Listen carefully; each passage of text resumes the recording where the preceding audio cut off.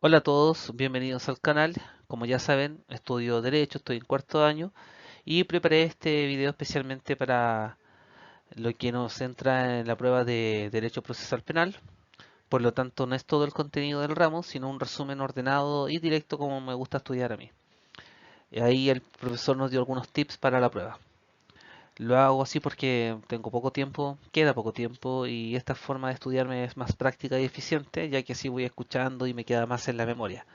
Si a ti también te sirve, te invito a suscribirte al canal, dar un like al video y dejar tus dudas o comentarios ahí abajo. Vamos por la primera diapositiva. Vamos a partir con lo más general, los dos sistemas procesales penales que existen en nuestro ordenamiento. Primero está el inquisitivo, que era el antiguo sistema. En él, el juez lo hacía todo, investigaba, acusaba y también juzgaba. No había separaciones de funciones y el imputado era prácticamente un espectador. Esto, como se imaginarán, afectaba el debido proceso. Luego viene el sistema acusatorio, que es el que rige hoy con la reforma procesal penal. Este sistema se basa en la separación clara de funciones. El Ministerio Público investiga, el defensor defiende y un juez imparcial resuelve. ¿Por qué se llama acusatorio? Porque porque requiere que alguien acuse formalmente y ese alguien es el fiscal. Ahora, atención con esto que si entra sí o sí en la prueba, aunque el sistema inquisitivo ya no se aplica de forma general, todavía se mantiene vigente para causas antiguas, como delitos de lesa humanidad o abusos sexuales cometidos contra menores, cuando no ha transcurrido el plazo de prescripción. Por ejemplo, si alguien abusó de un niño de 2 años en el año 2004, el plazo puede empezar a correr recién cuando ese niño cumpla 18 años. Entonces, aún podría estar bajo la antigua tramitación. En ese caso, es en Santiago, es el juzgado que aún conoce esas causas y es el 34 juzgado del crimen. Vamos a ubicar primero el panorama general. El procedimiento penal en Chile tiene 5 etapas que se suceden en orden lógico. No es un invento, es una estructura legal pensada para garantizar derechos, limitar los abusos y controlar el uso del poder punitivo. Primero está la investigación, que vamos a ver con más detalles después. Luego la etapa intermedia, donde se verifica si el caso puede ir a juicio. Después el juicio oral, que es el centro del proceso. Luego vienen los recursos y por último, si hay condena, se pasa a la ejecución. Tener claro este mapa es importante porque todo lo que veremos después se enmarca dentro de estas etapas. Ahora entraremos a la primera, que es la investigación. Esta es la primera parte de la investigación, la etapa desformalizada. Aquí el fiscal dirige la investigación sin intervención directa del juez de garantía. Esto significa que puede realizar diligencias, pedir antecedentes y coordinar con la policía, pero no puede afectar garantías sin control judicial. En esta fase, el imputado aún no es considerado formalmente como tal. Por eso no tiene la calidad de interviniente ni se le pueden imponer medidas cautelares. El fiscal puede terminar esta etapa archivando el caso, optando por no perseverar o bien buscando una salida alternativa. Pero si quiere avanzar en serio con la persecución penal, va a tener que formalizar. Cuando el fiscal tiene antecedentes suficientes, convoca a la audiencia de formalización de la investigación. Y aquí comienza la etapa formalizada. Desde este momento, el imputado es informado de los hechos que se le atribuyen y adquiere calidad de interviniente. Esto significa que puede ejercer su defensa, oponerse, alegar, pedir diligencias, etc. Además, se activa el control judicial sobre la investigación. El juez puede autorizar, rechazar, controlar plazos, decretar medidas cautelares o resolver incidentes. Esta etapa no puede durar más de 2 años, salvo casos excepcionales. Desde aquí en adelante, el procedimiento penal ya no es solo una investigación fiscal, pasa a ser un proceso judicial. Una vez que el fiscal cierra la investigación, si decide seguir adelante, presenta una acusación. Con eso se abre lo que se llama la etapa intermedia. Esta etapa se desarrolla en una audiencia ante el juez de garantía, donde las partes discuten las pruebas, plantean excepciones o incluso se puede solicitar el sobreseimiento. También se revisa si corresponde una suspensión condicional del procedimiento. Si las partes están de acuerdo, se lleva a cabo sin ninguna dificultad. Si todo se encuentra en regla y no se cierra el caso de otra forma, el juez dicta un auto de apertura a juicio oral y se pasa a la siguiente etapa.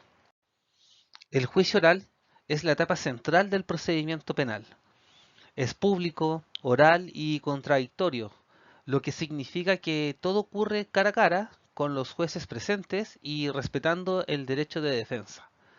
Lo dirige un tribunal de juicio oral en lo penal que no tuvo intervención en las etapas anteriores.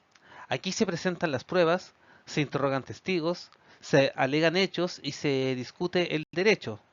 Al final, los jueces dictan una sentencia absolutoria condenatoria que debe ser fundada y leída en audiencia. Una vez dictada una resolución, las partes pueden ejercer recursos, que son mecanismos para impugnar lo resuelto. Algunos se interponen oralmente en la audiencia, como la apelación contra la prisión preventiva. Otros se presentan por escrito, como el recurso de nulidad contra la sentencia. No todos los actos procesales son apelables, y cada recurso tiene sus requisitos y efectos. El profesor insistió especialmente en que la apelación verbal de la prisión preventiva entra sí o sí en la evaluación, así que hay que tener cuidado en eso, ya que debe ser interpuesta en la misma audiencia y se ve por la Corte de Apelaciones en sala de turno. Si la sentencia es condenatoria y queda firme, se entra a la etapa final, la ejecución de la sentencia. Aquí se materializa el cumplimiento de la pena. Si es cárcel, se coordina el ingreso del condenado. Si es una pena sustitutiva, como libertad vigilada o remisión condicional, se da aviso a Gendarmería y se supervisa su cumplimiento.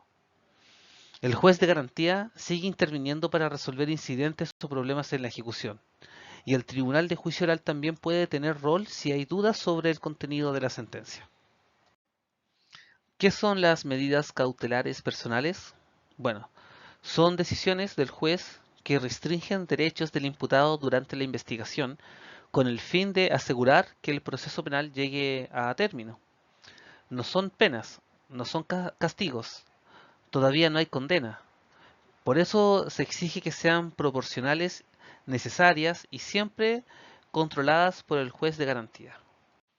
El Código Procesal Penal establece en el artículo 155 una lista de medidas cautelares que pueden usarse si no se justifica una prisión preventiva. Van desde medidas suaves como firmar periódicamente o fijar domicilio, hasta otras más intensas como el arresto domiciliario total. El juez puede imponer una o varias a la vez siempre que se justifiquen por un peligro procesal. La prisión preventiva es la medida cautelar más grave porque implica encerrar al imputado durante la investigación. No basta con sospechas. El juez debe verificar tres cosas. Primero, que el delito exista. Segundo, que haya presunciones fundadas de participación. Y tercero, que haya riesgo para el proceso, como fuga, entorpecimiento o peligro para la sociedad. El juez no puede aplicarla automáticamente ni por presión social.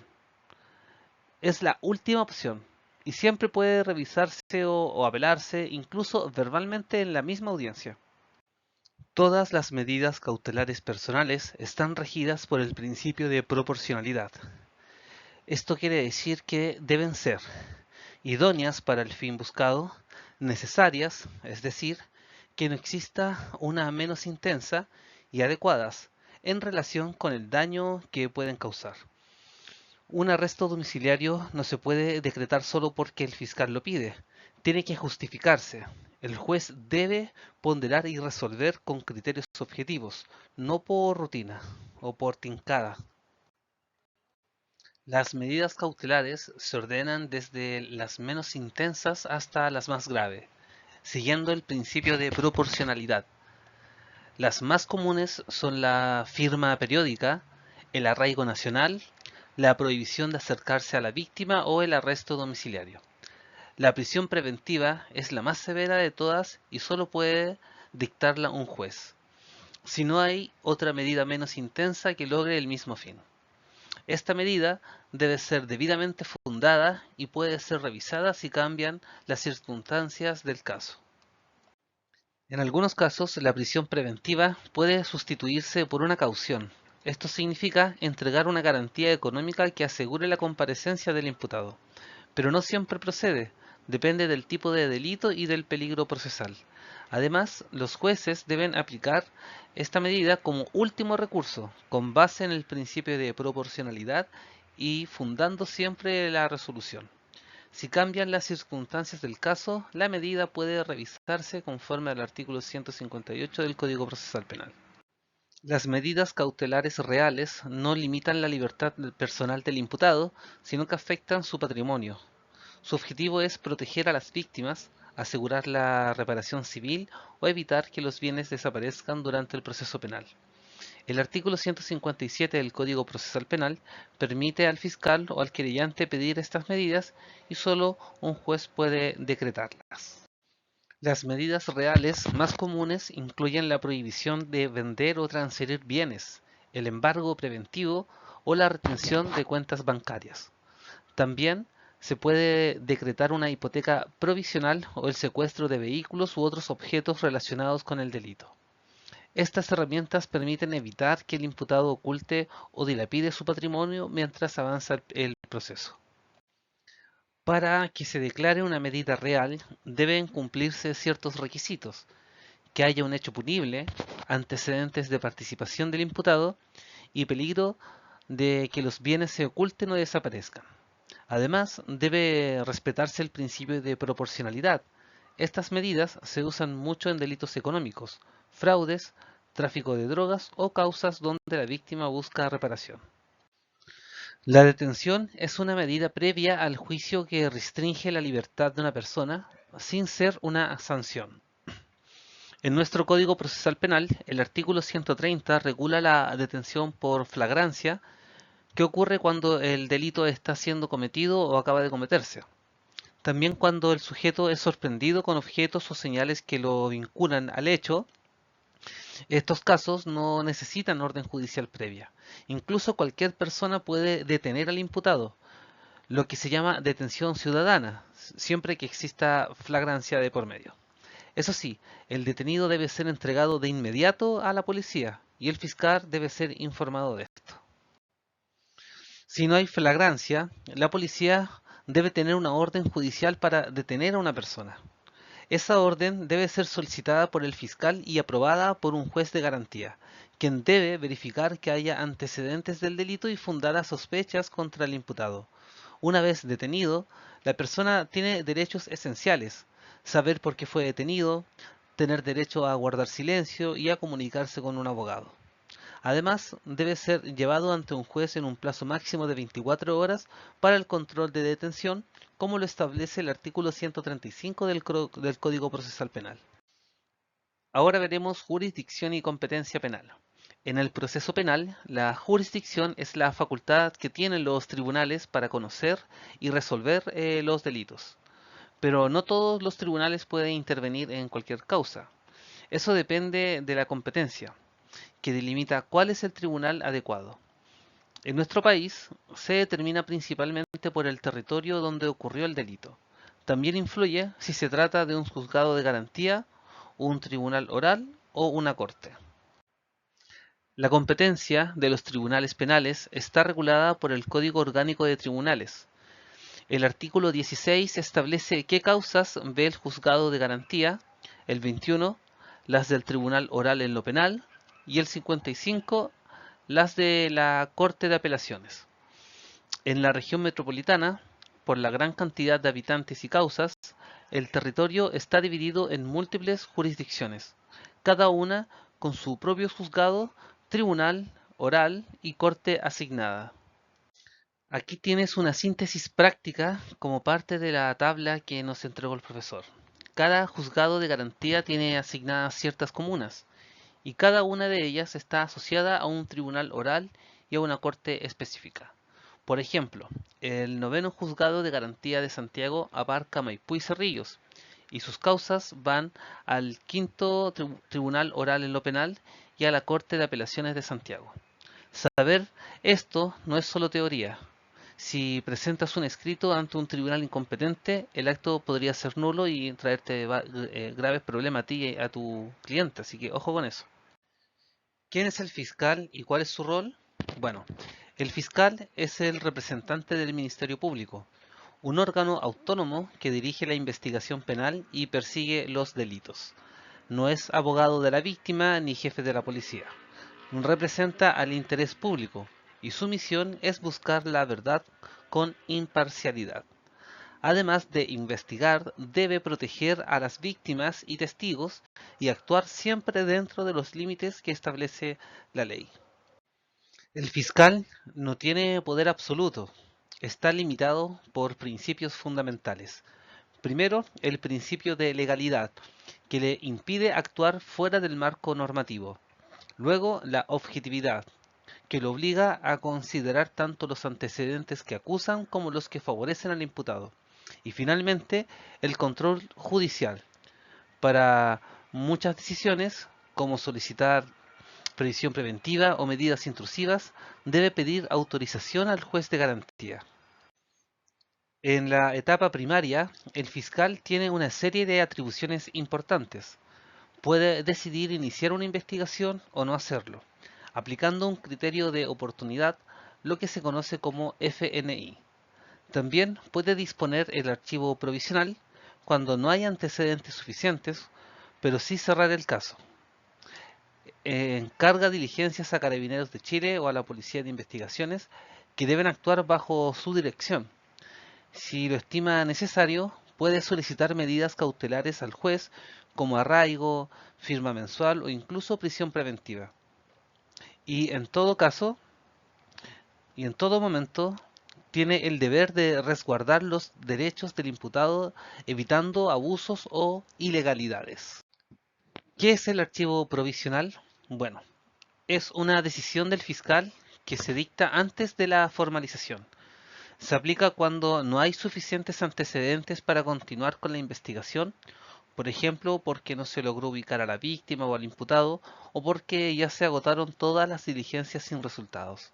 No pone fin a la causa. Si aparece una nueva información, el fiscal puede reabrirla sin mayor trámite. Tampoco requiere que se cite a audiencia, es una resolución interna del Ministerio Público. ¿Qué es la DNP y cuándo se aplica? La decisión de no perseverar, o DNP, se dicta después de la formalización, cuando el fiscal concluye que no tiene prueba suficiente para formular acusación.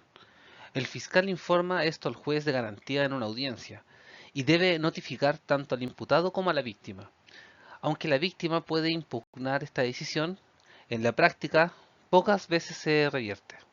La DNP pone fin a la causa, salvo que se presenten hechos nuevos que justifiquen reabrirla. Esta tabla nos muestra las diferencias más importantes entre el archivo provisional y la DNP. La clave es el momento en que se dicta. El archivo es antes de formalizar y la DNP después. El archivo deja el caso en pausa. La DNP lo cierra, aunque exista la posibilidad, aunque muy remota, de que se reactive si aparecen hechos nuevos o se reabra el caso. Estas decisiones son parte esencial de la estrategia del Ministerio Público en cada caso en concreto. Por ejemplo, hurto sin sospechosos sería un archivo provisional, lesiones con imputado formalizado pero sin prueba sería una DNP. ¿Qué es el sobreseimiento? Es una resolución del juez de garantía que pone fin al procedimiento penal, ya sea de manera definitiva o solo temporal. No es una decisión del fiscal, como el archivo de la DNP. Aquí el que resuelve es el tribunal. Según los fundamentos, el sobreseimiento puede cerrar la causa de forma permanente o suspenderla por un tiempo hasta que desaparezca algún obstáculo. El sobreseimiento definitivo cierra la causa para siempre. No se puede reabrir ni siquiera si aparecen pruebas nuevas. En cambio, el sobreseimiento temporal solo suspende el proceso. La causa sigue viva y puede reactivarse si cambia la situación.